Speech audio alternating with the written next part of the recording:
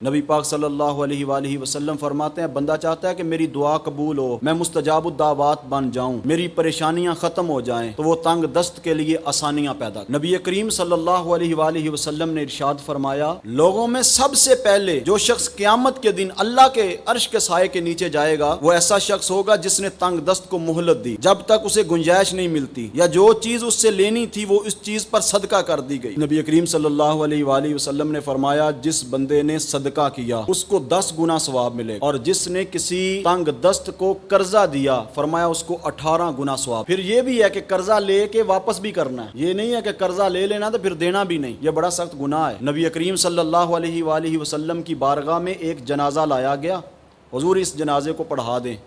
حضور علیہ الصلوۃ والسلام نے فرمایا اس کے ذمہ کوئی قرض تو نہیں؟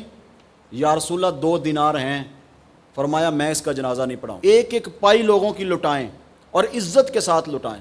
اگر وہ لینے والا آپ کے ساتھ بعض اوقات تلخ کلامی بھی کرتا ہے نا، آپ غصے میں نہیں آئیں۔ رسول پاک صلی اللہ علیہ وآلہ وسلم کے ساتھ ایک آدمی سخت لہجے میں بولا، عمر فاروق رضی اللہ تعالیٰ عنہ اس کی طرف بڑھے، حضور نے فرمایا نہ، اس کا حق ہے۔